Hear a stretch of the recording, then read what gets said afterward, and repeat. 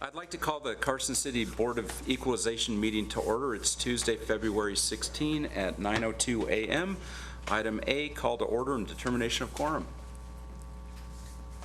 Chairperson Block. Here. Member Rasner. Present. Member Simmons. Here. Member Vivant. Here. Member Wilson. Here. A quorum's present. Great, thank you. Great audio this morning. On to item B, public comment. The public is invited at this time to comment on and discuss any topic that is relevant to or within the authority of the Carson City Board of Equalization. Is there any public that would like to make a comment? Seeing none, on to item C for possible action, approval of minutes, January 26, 2016.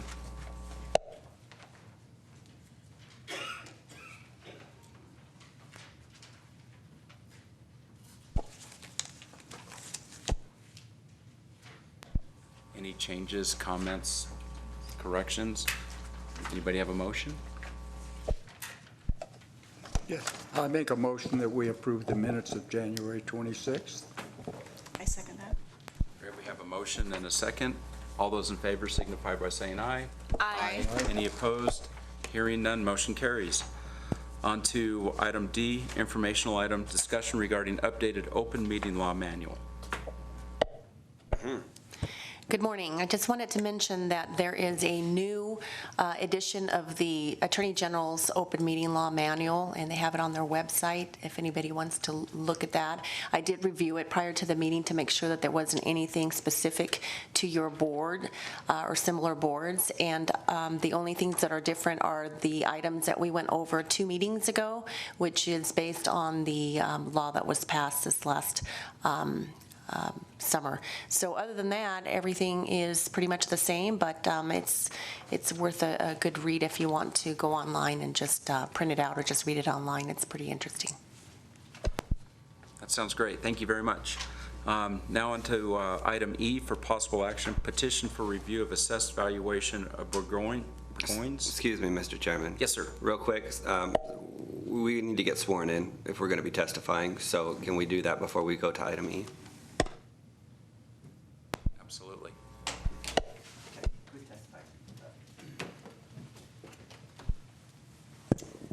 Okay, do you all swear and affirm that the testimony that you're about to give is the truth, the whole truth, and nothing but the truth? I do. Yes. Okay. Thank you. I feel like I got married again. If it was only that easy. For possible action, petition for review of assessed valuation of Burgoynes Family Trust, 2860 Highway 50 East, APN 008-161-08. Assessor.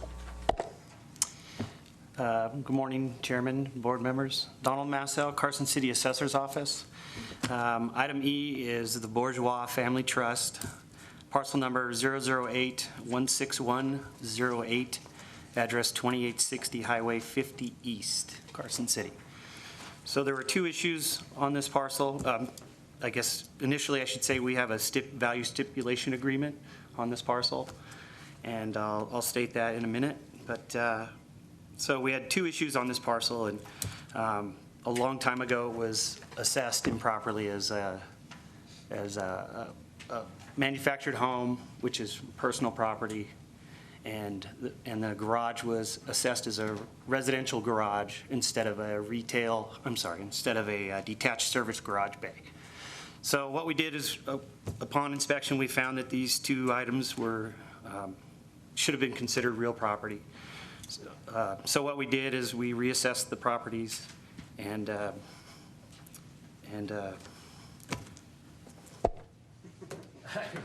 what did we do? Thank you, sir. I know what we did. Thank you. Real quick, what we did is we tried to equalize everything. The service garages, instead of it being run as a detached garage, we actually looked to see what other very similar types of properties or detached or service garages were there. We originally ran it as a 1.5, which is a fair quality building, but when we met with Mr. Bourgeois last Thursday, we agreed that we would lower it to a low quality, which lowered his value, and So that's what the stipulated agreement is based on.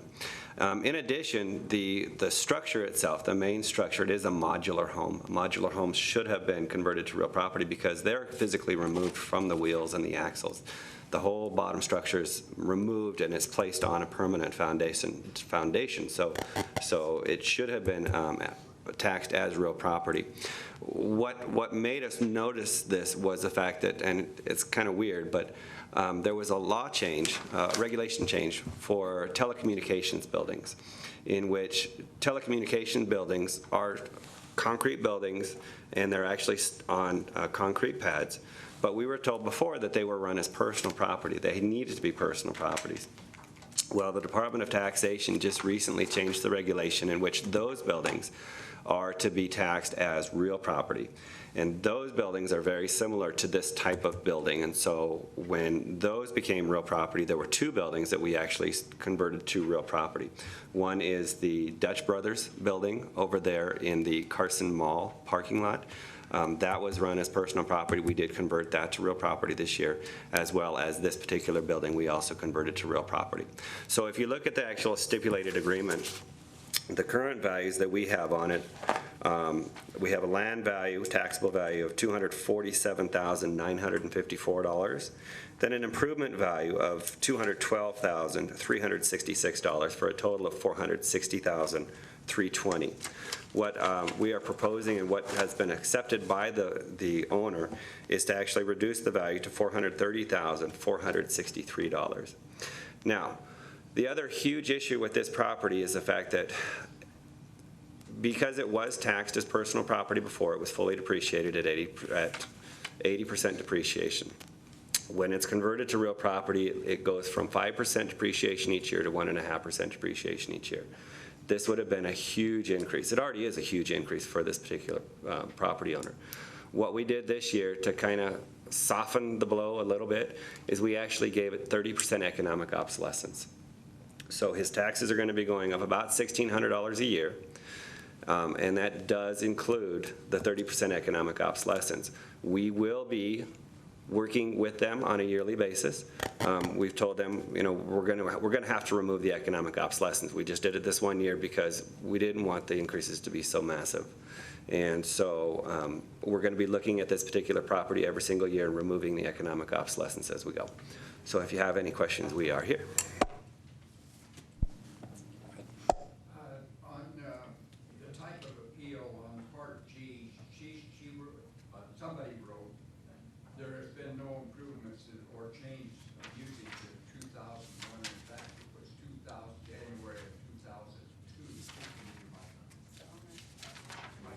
I'm looking at the original appeal. So you can start over if you want. Did you get that, Mark? Did you get that, or should he? Did you get that? Repose his questions with his mic being off? That was just, I wanted to put that on record that it was 2002 that the actual changes did take effect in January. And it is in your records that were written. That's correct, sir. And just kind of a little background information. This was done prior to me becoming assessor. And so I actually did it. I'm taking full responsibility, but that's what I was told to do at the time. Okay. So to the property owner, there actually is an inherent increase in value because you've taken it from personal to real property, from personal property to real property. So even though his taxes are going up, the valuation of the whole parcel is going to increase accordingly. That's correct. Okay. Any other questions for the assessor? I don't believe that the appellant is here, so I'd like to pose the question. Can I get a motion? I move to accept the assessor's office stipulated value of $430,463. We have a motion. Do we have a second on the motion? Second that. Okay, we have a motion and a second. Any discussion on the motion? Seeing none, all those in favor signify by saying aye. Aye. Any opposed? Hearing none, motion carries. Now we're going to skip ahead a little bit and go from item E to item K for possible action, approval of stipulation agreement for T&D Machine Product, Inc., at 2850 Conestoga Drive, APN 008-816-39. Welcome, Mr. Chair, members of the board. Denise Gillette with Carson City Assessor's Office, and I'm here to speak to you about APN 008-816-39, located at 2850 Conestoga Drive. It's a vacant 1.66 acre parcel with a current taxable value of $269,426 and an assessed value of $94,299.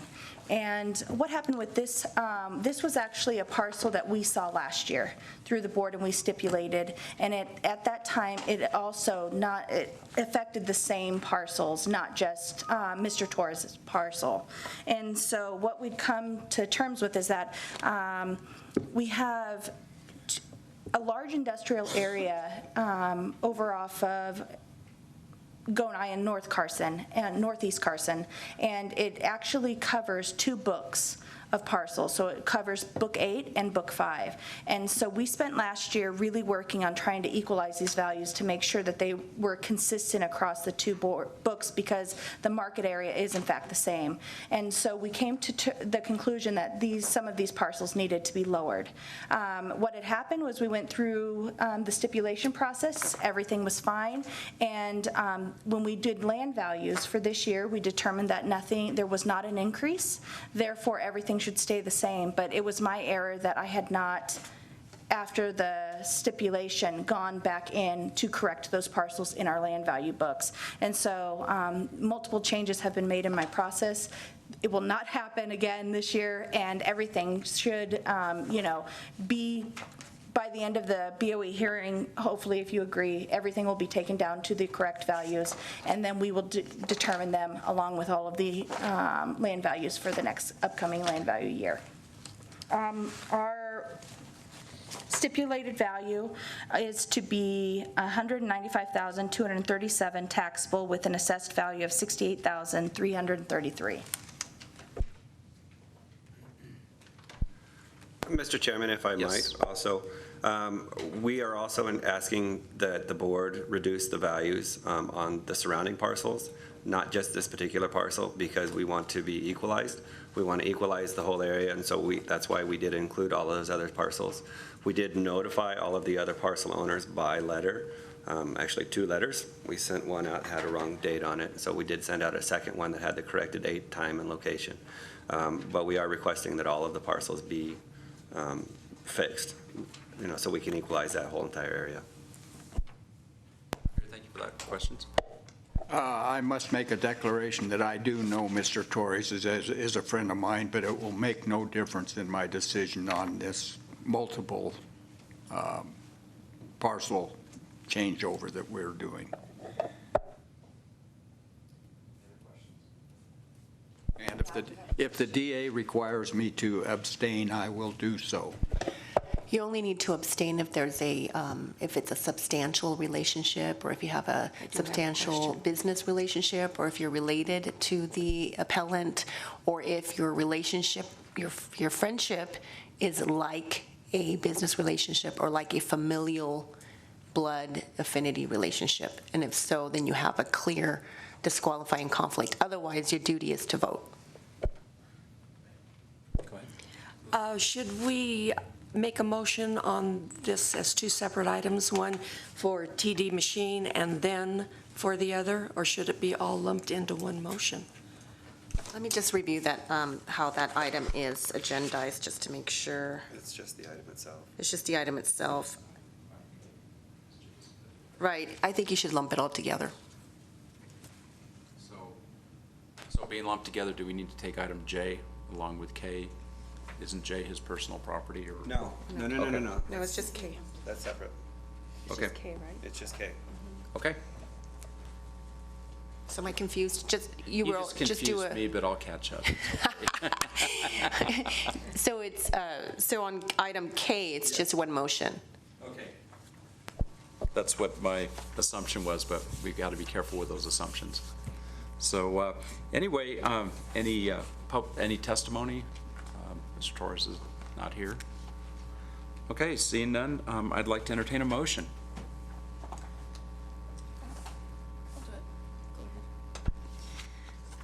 move to accept the proposed land values as spelled out by the assessor's office on page 10 for the following parcels: 008-814-01 through 04, 008-815-01 through 06, 008-816-36 through 38, 008-816-44 through 50, 008-816-52 through 54, 008-816-56 through 64, 008-816-66 through 70, 008-816-73 through 76, 008-816 through 78 through 91.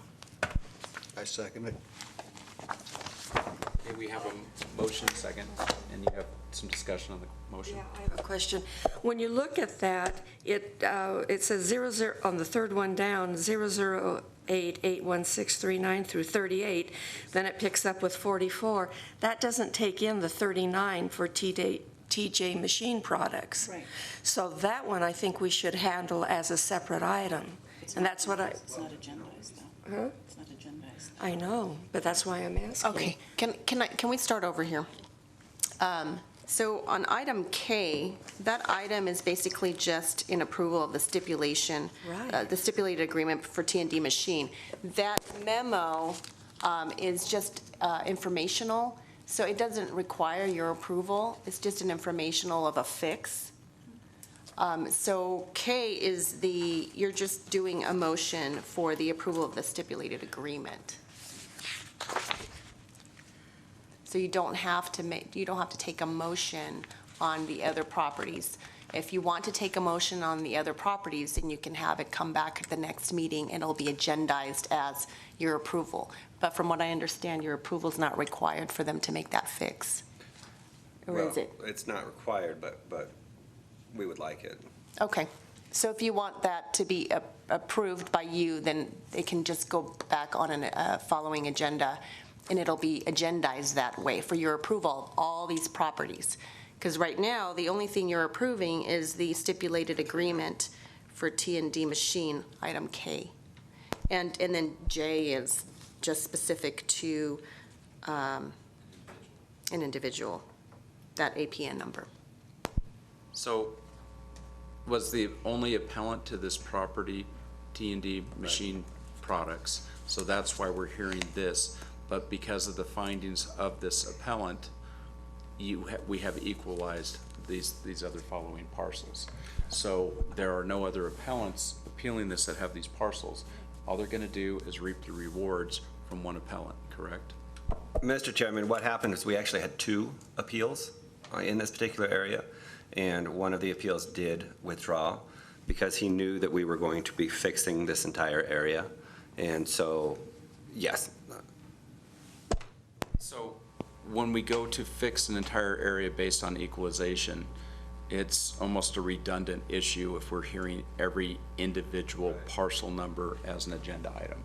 So this way, the appellant has stipulated to the agreement with the assessor's office, and all the rest of these parcels fall into that based on equalization. I agree with that, but So then, it's a motion. So, and we have a motion pending. I think we had a first and a second. So the first needs to remove their motion, the second needs to remove their motion, and then we can start new. can we amend?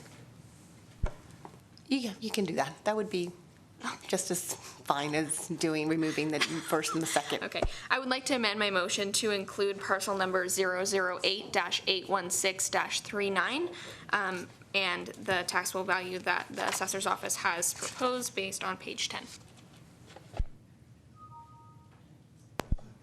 Okay, we have a motion and a second. The amended motion was to include. Was to include all of those properties? Yeah, I made an amendment on my original motion to include just that one property that wasn't actually included in the list that I read previously. Okay, but the only Yes. thing that No. you're approving is just the stipulated agreement for Correct. T&D Correct. Machine. Okay, thank you.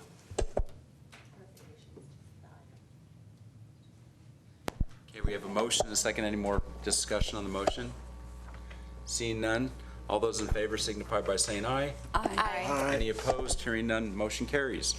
Thank you. Now on to, back up to item F, for possible action petition for review of assessed valuation of MGP 9 Properties LLC, Rayleigh's Family Stores, leasee, 3675 South Carson Street, APN 009-123-03. Back to the assessor.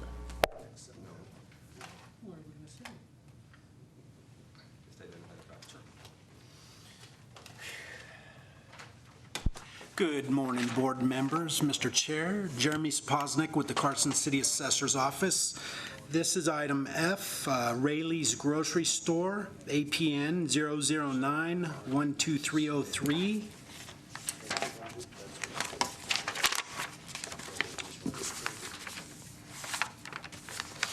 The subject of the appeal is 59,028 square feet of grocery store area located in a large retail shopping center.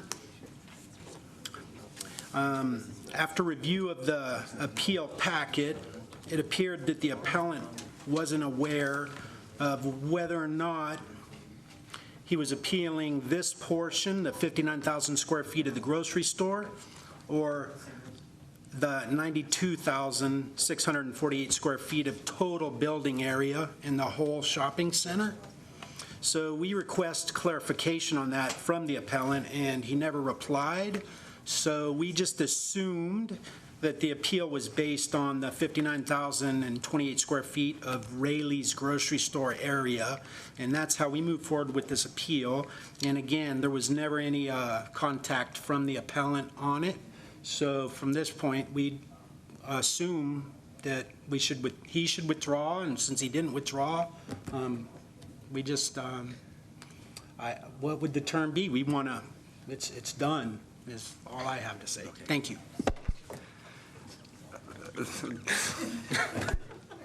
I'm sorry.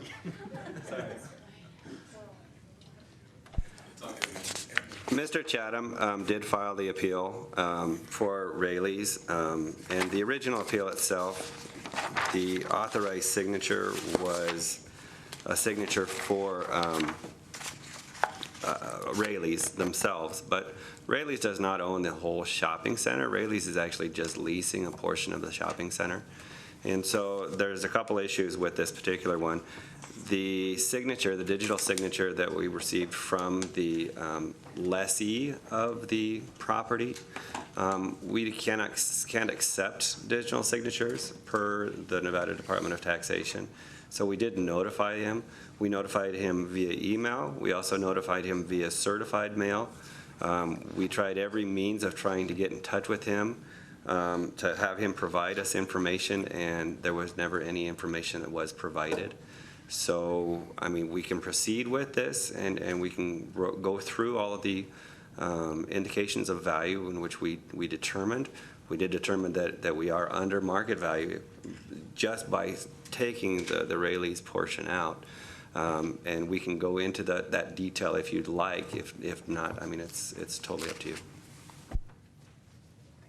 I think if the petitioner is the lessee, then it's kind of moot. So. Well, and my question is whether or not this is in proper form, since he submitted a digital signature, and we're not supposed to accept digital signatures. Correct. So, you know, you could revert it back to staff for them to submit the appeal in proper form. So to me, it doesn't. We did that. Yeah, you did. We did that. We met all of the time requirements, and unfortunately, Mr. Chatham just never responded to us.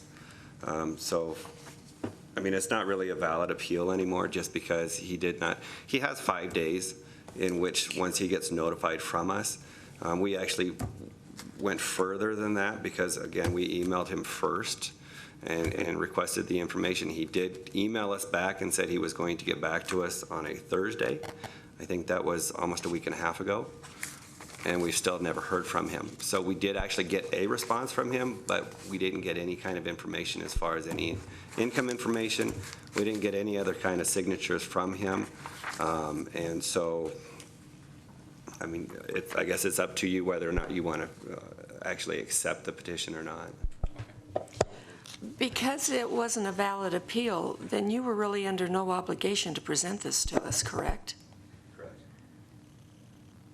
So if we choose to remand it back to you or just make a motion on keeping the assessed value as is, we could do pretty much anything we wanted to, correct? At this point. But technically speaking, if we remanded it back to you, then he could come back under next year's time frame and repetition. You could also appeal it if you make a determination. You could also appeal it. And the question comes back as to whether or not this is a proper appeal. So you may just want to dismiss it based on not being in proper form because it's not a valid signature, as well as not being the owner appellant. So you can do that, and then in that case, it's dismissed. He would have to, and he missed the deadline. Excuse me, and I apologize again, but based on AB 452 that was passed last year, they don't actually have to be the owner of the property. They just have to have or show possession of the property. And so he did show that they had possession of that particular property, but again, it was a digital signature, and we can't accept a digital signature. We notified him of it. Again, the question was the values that were on his appeal form were for the entire shopping center. It wasn't just for Rayleigh's. And so was he appealing the entire shopping center? If so, he didn't have the necessary signature because he didn't have the shopping center owner's signature. Is he appealing just the Rayleigh's portion? And if he is appealing the Rayleigh's portion, what's the value that you're trying to determine? Because again, you didn't provide us, you provided us with the value for the whole shopping center. So there was just a lot of questions, and we attempted on many occasions to get the information from the representative and just did not receive anything. If it's an illegal signature, then the whole thing becomes null and void, doesn't it? Can I address this? He appealed, he didn't have everything in fileable form for the appeal. He didn't have everything stated by NRS that he needed to have. So what we're here doing is we can make a motion to dismiss it. We can make a motion to keep the values the same. But what Mr. Dolly has done here, he has given the appellant the opportunity to correct. And we're doing it in a public format, so there can be no accusations that he did not give this gentleman his fair day in court, so to speak. So going to send it back to the board to try to get more information from the gentleman, which he hasn't approved, he can always appeal to the state board, and he can also appeal next year. So with that said, is that fair enough? I'd like to entertain a motion. I'd like to make a motion. On 009-12303, commonly known as 3675 South Carson Street, to dismiss the application since it was not in proper form. I'll second that. Okay, we have a motion and a second. Do we have any discussion on the motion? All those okay, so the motion is to dismiss. I would like to make a comment. I really appreciate the assessor coming forward with this, even though he didn't have to. That's really showing some, he does his job well, so I appreciate that. So that being said, are there any other comments? Dave, can we send a letter to him indicating that he can appeal to the state? Because it's a dismissal, he might be able to ask for reconsideration, and if he submits all the paperwork that he needs, then he might be able to put it back on the schedule between now and Next Tuesday is our last meeting, so we wouldn't have time to agendize it. But the state. But they could, But they he could- he could appeal it He to could the appeal it, state. your dismissal. But if they don't have the proper signatures, then the state board's gonna dismiss it as well, so. Great, any more discussion? All those in favor signify by saying aye. Aye. Any opposed? Hearing none, motion carries. Now on to item G for possible action, approval of stipulation agreement for J.C. Penney Properties, Inc. at 3939 South Carson Street, APN 009-125-14. Thank you, Mr. Chairman. I guess I'm gonna take this since my chief appraiser is busy. Last year, we received an appeal form from J.C. Penney's, and we asked them to provide their income information, and they did. And we actually gave them additional obsolescence. This year, in October, we sent out a letter to all property owners who had previously received economic obsolescence, and we asked for their financial information to determine whether or not we should continue with their economic obsolescence or not. J.C. Penney's did not respond. We knew that they were going to, at some point, but they never did. And so they ended up actually filing an appeal form, and then they finally sent us their income information. And so the value, and Denise can go into the actual figures for you a little bit, but currently the value's on at $4,765,657. We are proposing to reduce that down to $3,655,000. That's a taxable value, and that was approved by the representative for J.C. Penney's. And it's based on their income information. Great. Do we have any questions for the assessor's office? See that the appellant's not here. I'd like to entertain a motion. I'll make it. I move to accept the Carson City Assessor's Agreement with J.C. Penney Properties, Inc., which stipulates to a total taxable value of $3,655,000 on APN 009-12514 for the 216-17 secured tax roll. Property located at 3939 South Carson Street, Carson City, Nevada. I second it. Okay, we have a motion and a second. Do we have any discussion on the motion? Any questions? Seeing none, all those in favor signify by saying aye. Aye. Any opposed? Hearing none, motion carries. Let's move on to item H for possible action, approval of stipulation agreement for Harley-Davidson Credit Corp., 3650 Arrowhead Drive, APN 005-051-21. Assessor's Office.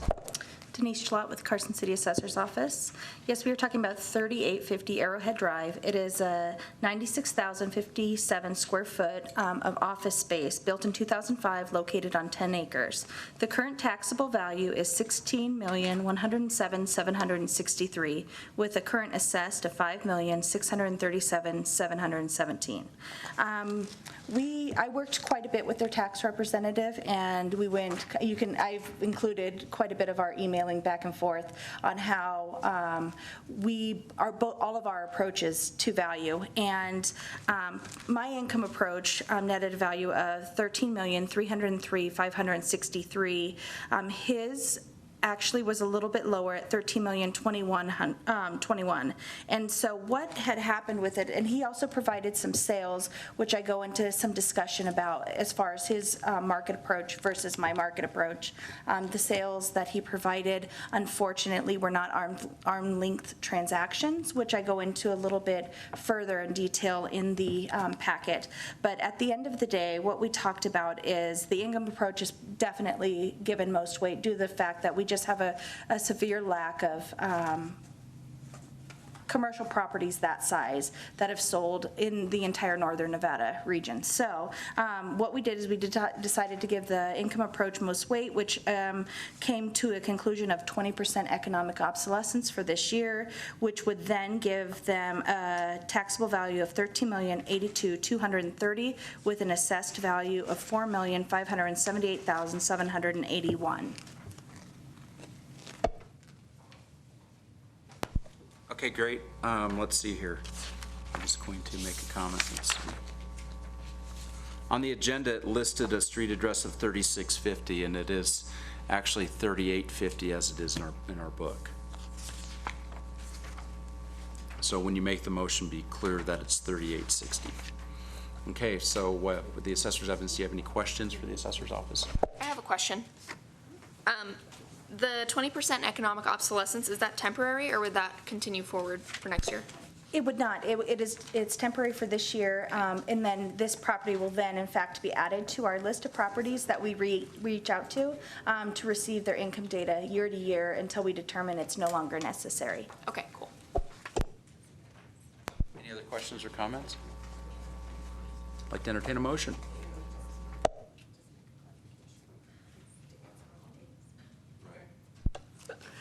I move to accept the Carson City Assessor's agreement with Harley-Davidson Credit Corporation, which stipulates to a total taxable value of $13,082,230 on APN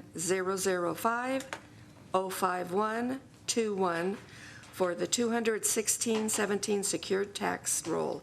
Property is located at 3850 Arrowhead Drive, Carson City, Nevada. I second. Okay, we have a motion and a second. Any discussion on the motion? Seeing none, all those in favor signify by saying aye. Aye. Any opposed? Hearing none, motion carries. Now on to item I.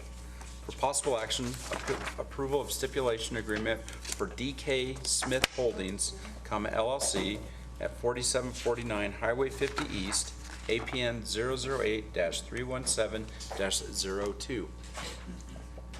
Jeremy Sapoznik, the assessor's office. He's already identified it, so you can just go into that. To the details? Yes.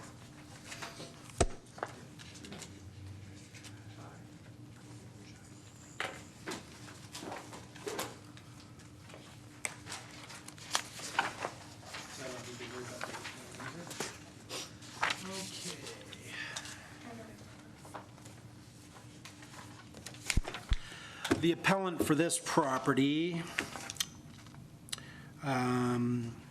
brought to our attention some items of physical deterioration on the property.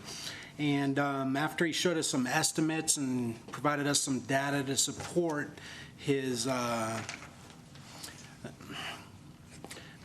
complaints, we determined that a temporary application of economic obsolescence would be sufficient to reduce his taxes to the point where he'd be satisfied with his current taxable value. So what we did is we did apply that economic obsolescence and solved this problem for him. Any questions?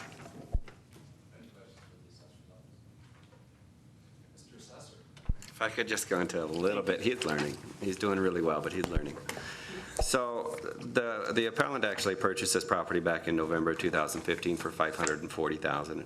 And when he originally called, we talked about it, and I asked him, a number of questions to determine whether or not it was a true arm's length transaction. At that time, he did tell me that there was a lot of deferred maintenance on it. He had a hard time getting a loan for it because of the problems with it. And so we cannot use the purchase price as a value for him because it actually took place after July 1st, 2015.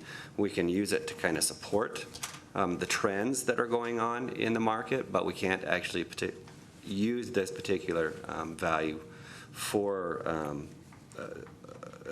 lowering the value itself.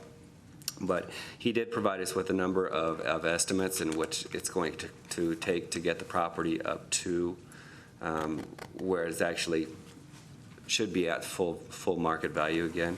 We will be looking again at this property on a yearly basis to determine exactly what progress has been made. And so we will be removing the economic obsolescence as he makes the improvements on the property. Okay, great. Any other further questions? Appellant's not here, so I'd like to entertain a motion.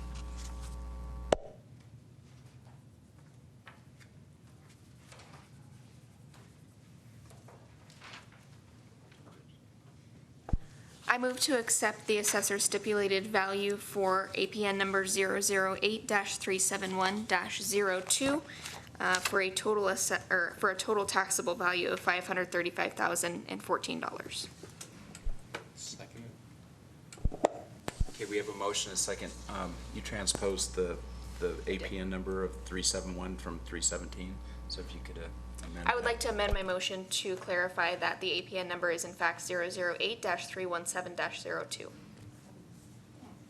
Why am I, oh, it's because I'm reading, okay, it's 371-02. I was reading it on the label in the front, anyways. Oh, you were reading the agenda again? Yeah, So, after we already. so it is, the motion is the correct APN number, yes? Still second. Yeah, sorry. Yeah. It's 371. Okay, we have clarification that Mallory's original motion is correct. No, hold on.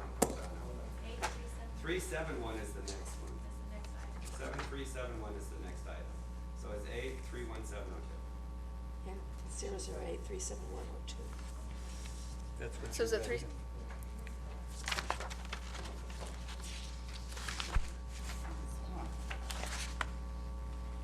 37102. Well, I apologize for this. It's okay, your website is going a little slower for me to It's figure this one out. 837102, so I apologize for the, 37102? Yeah, we So will- that is correct. we've been having these fly back and forth, so I apologize for the proofreading errors. So I would like to And- clarify that the motion refers to parcel number 008-371-02. Awesome. All right, is there any further discussion on the motion? Was there a second? There was a motion and Roy seconded, I believe. Yes, I seconded it. Okay, we have a motion and a second, yes. Read into the memo, This is- into the minutes. Okay, no further discussion? You have a question, Mallory? Okay. All right, so all those in favor of the motion signify by saying aye. Aye. Any opposed? Hearing none, motion carries. On to item J for possible action, approval of stipulation agreement for Lawrence Torres, 2655 Norwood Place, APN 007-371-50. Denise Gillette with the Carson City Assessor's Office. APN 007-37105 is 4,249 square foot, single-family residence built in 2013 on 1 acre of land. It has a current taxable value of $1,035,457 with a current assessed of $362,410. We worked with Mr. Torres last year also on this property, and what we determined that in fact that some areas of Carson City have not quite come out of our little bit of economic slump. And so this was one of the areas that we focused on, and economic obsolescence was actually placed on a lot of those parcels over on the west side. Mr. Torres is kind of a unique property in the sense that he's newer than a lot of those other properties. So in fact, he does need additional economic obsolescence due to the fact that the cost of construction is still quite a bit higher than what the market is willing to pay. So over time, we will just continue to monitor his property and also other properties built probably in the 2010 and above range to verify in fact that their current taxable value does not exceed current market value. Great, do we have some questions for the assessor's office? I have a question. When you say you're evaluating and watching properties, on what basis do you do that? Do you do that for all those properties in that area that were built within that? Or does the taxpayer have to come forward and say, you know, shouldn't I be included in this? Absolutely not. We try to watch over that entire market area. We do the same with other areas where new construction is taking place. We're constantly obtaining new sales, kind of comparing them with what's going on in those areas, and we are evaluating each and every single one of them on a yearly basis. So that would be any properties built in this the whole city? Absolutely. Not just the east side, the west side, the north side, or this subdivision, it's all properties built within that period? Absolutely. We are Okay. constantly watching that. And just as an example of that, the newer homes over there in Silver Oak, we sent out the assessment notices, and then we finally got all of our sales information in, and so we had to adjust it. We had to provide economic obsolescence for all of the newer ones, because they have no depreciation, they're brand new, so they're on at 100%. And so when you add the total land value plus the improvement value, it just put it over market value. So we had to go back and give that entire area economic obsolescence. And it really only truly affects the newer houses, the newer structures. Those are what we're primarily seeing a lot of, and the higher end. In like this particular area, we're seeing the sales, not quite up there to what the actual replacement cost or taxable value would be. So we're having to watch it really closely. And if I could also just, and it's not just with this one, the office itself, we've changed the process in which we've done this. There's actually two ways in which you can build the economic obsolescence into the property. You can either do that on the Marshall and Swift side, where it automatically goes in there, and then what happens is it just carries over from year to year to year to year. That's the way we used to do it. We don't like it because it doesn't let us actually visit those properties on a yearly basis. It doesn't remind us to look at them. And so we removed all of those now, and we have a list of all of those properties that are receiving economic obsolescence. And so in order to get the obsolescence, we have to put it on each individual property each year. And so we're going to be looking at every single property that's receiving it on a yearly basis now. Awesome. Sounds like a good plan.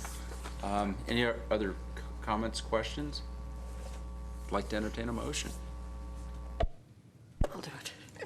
I move to accept the Carson City Assessor's Agreement with Lawrence S. Torres, which stipulates to a total taxable value of $870,000 on APN 007-37150 for the 216-17 secured tax roll.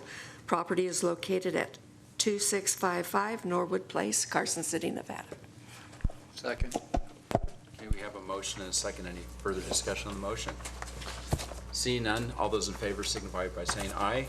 Aye. Aye. Any opposed? Hearing none. Now on to item L, for possible action, discussion as to the date of the next scheduled meeting currently set for February 23rd, 2016. Thank you, Mr. Chairman. This is it. We have no other appeals. We are done for the year, so we don't need to schedule any further meetings. How cool is that? All right, I'd like to, you have a question? I just would like to thank the Assessor's Office. You put a lot of work into this, and I appreciate what we get to review because it does help us do our job. Thank you very much. Okay, I'd like to entertain a motion. Seeing no public, is there any public comment? Yes, I do have public comment. Thank you. Okay, well, we're still on item L. Okay. We haven't made a motion in a second. Have we? Do we need to? Okay, being that there's no other meetings, we'll just go on to item M, public comment. The public is invited at this time to comment on any matter that is not specifically included on the agenda as an action item. No action may be taken on a matter raised under this item of the agenda. So for item M, Mr. Dolly. Thank you, Mr. Chairman. I just want to thank you as the board. I know the meetings that go pretty quick, but it's very time consuming because we do provide you with a lot of information, and the taxpayers provide you with a lot of information that you actually have to review before the meetings, and I thank you. I honestly thank you for doing such an awesome job and helping us to keep the equalization in Carson City.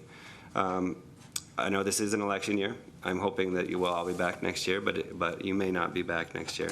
And so I honestly want to thank you from all of us. We appreciate the calls with the questions, and we appreciate you taking so much time and being so diligent for the taxpayers. You guys are really great, and I really thank you very much. Well, we appreciate the time and patience that the assessor's office goes to give us the information to be able to work with. And it is very useful and helpful when we're going through our books to make a determination on what has been provided for us.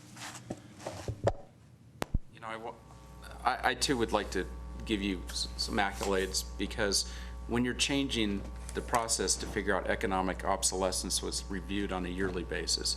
I think that's amazing. I know that's a lot more work for you guys, but everything's being looked at. And even when appellants don't have all the information or they did a digital signature when they weren't supposed to, giving them more than a fair chance to come in front of this board is really telling of the great job that you're doing in your office. And like everybody else here feels, you guys do put a ton of work into this stuff, and what you have to put up with some years is probably very much more than we can even realize. In other years, it looks like this year was maybe a little bit smoother, but still, nonetheless, a lot of work. So it's a privilege to sit on this board and to work with such great professionals that we have in Carson City. And we thank you for that. One of the other things I wanted to mention real quick is it's been brought to my attention that you guys don't like the notebooks, so we won't bring them back. We'll just be sending out the binders. If you would like them on a disc, we can do that, but we won't be bringing the computers back. If there's any other process that you think that we could do in order to streamline this, please, let us know. We'll be happy to look into it, because we really want to streamline these things and make it a lot easier for not only us, you, but also for the taxpayer. So, thank you. Okay, great. Any other public comment? Seeing none? Item N for possible action on adjournment. Do I have a motion? I make a motion that we adjourn for the year. Do we have a motion? We have a motion and a second. Any public comment? All those in favor signify by saying aye. Aye. Any opposed? No. Thanks for another great year. You guys